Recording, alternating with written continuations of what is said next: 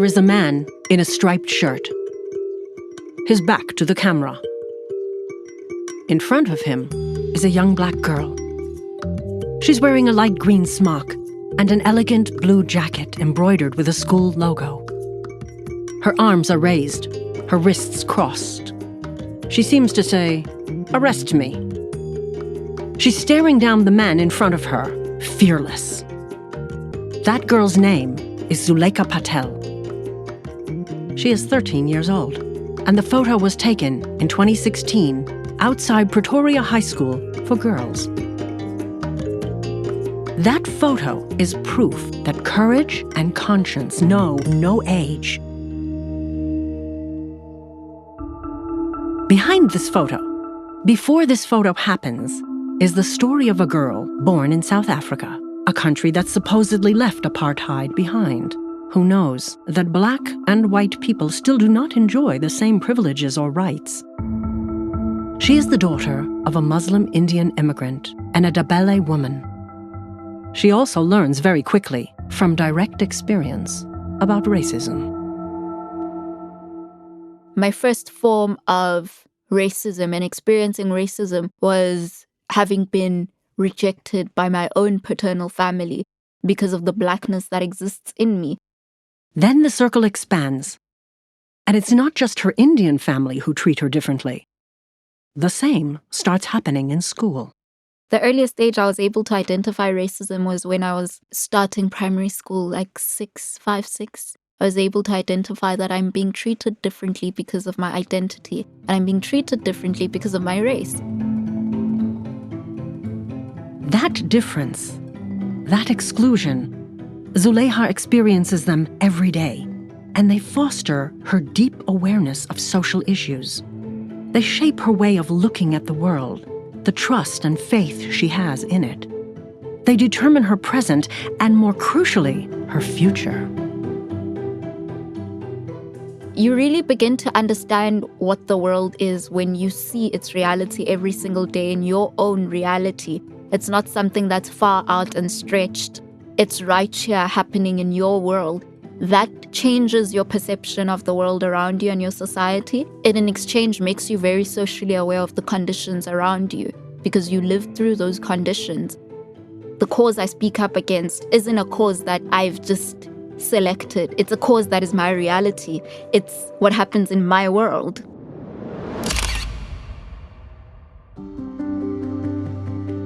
And so, we come back to that photo.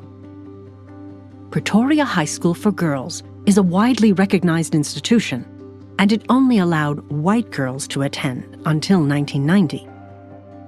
By the time Zulaikha is a student, black students are already a significant percentage, but the dominating culture is still white. The school regulations, like many in the country, demand that black students cannot show their natural hairstyles, but need to either shave or chemically straighten it, tame it, so to speak, and go against its nature. This is not the first time that Zulaikha has been told her hair isn't right, and that is precisely why she intends to put a stop to it. Along with her classmates, she starts a protest that quickly spreads across the country. Other schools will join in, asking that regulations about black hairstyles be overhauled. Regulations that discriminate against and fail to acknowledge that hairstyles are not simply an aesthetic choice, but a cultural one, a matter of identity. Zulaikha Patel and the many black girls who fought alongside her eventually win. The Education Ministry bans discriminatory school regulations. Zulaikha comes into her own as an activist. Today, at the age of 20, she's written a children's book about hair and has founded a nonprofit called Dare to Change. So with the nonprofit, our core pillar is literacy and ensuring that every child gets an equal opportunity and equal access to literacy and can see a book in front of them, and not just any book, a book that they see themselves in, a book where the characters look like them. If you don't see yourself in books and you don't see yourself being represented, it's very easy to get to a state where, because you're not seeing yourself, you think that you're insignificant and you start to have inferior thoughts about yourself. Dare to Change, in order to ensure that children receive books, donates small libraries to the more difficult schools, the ones in rural areas, the forgotten, marginalized, underfunded ones, the ones located in the already complex and violent realities of the suburbs and outskirts. Sometimes people think having a library is an insignificant thing. It's not. There's still places in South Africa where there's a child who has never held a book in their hand and they've never seen a book. And you might think that that's an insignificant thing, but it's not, because literacy is a fundamental part of education and it's a fundamental part of children's development and children feeling empowered. The children enjoy reading because they see characters who look like them. Zulaikha Patel's activism finds its roots in moments of self-reflection and an awareness of what racism looks like today. She considers the role that our mental conditioning plays, generation after generation, in perpetrating discrimination. Our first and biggest oppressor is our own minds because of what we've been taught to believe about ourselves, what we've been conditioned to understand about ourselves, and how we've been taught to accept the bare minimum of not having access to simple things that improve your quality of life, and how we've been taught that it's okay, and how we silence each other when we try to speak up.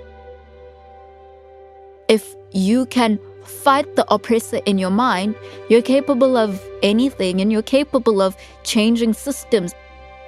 In Africa right now, and this is not just in South Africa, in all of Africa, the oppressor now looks like us. The different looking one has left.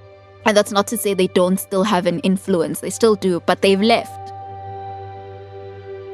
I'm very passionate about speaking about mental emancipation and speaking about the fact that we need to change our education system. We need to change what we teach kids. We need to change what we learn and what we consume. And if we can decolonize that and change it, then we're able to change how people think. The oppressor lives on not only in the mind of Black people, but also white people. More often than not, it looks like a parent or a grandparent. It sounds like their talking points, like the stereotypes we've heard bandied around since childhood. In order to really change the world, it has to begin in the mind. And it's not just only Black people, also white people. You also need some form of decolonization in your mind, because in order for racism and racially motivated injustices to have existed for so long, they've been passed down from generation to generation. For someone in my generation, in the Gen Z generation, to be racist means that they were taught by someone, right?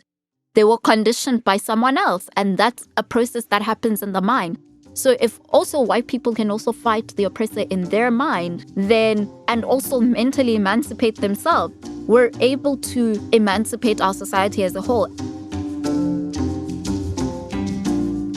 Zulaikha today is a young woman who proudly shows off her Afro-style hair and her anti-racist activism. She has received several international awards and is personally involved in projects that reflect her values. The Lavazza Calendar, More Than Us, is one of these. Aart Verrips chose her as the model for his photo contribution to the calendar. The claim of the Lavazza Calendar, it's so aligned to my activism, and it speaks to who I am and what I stand for.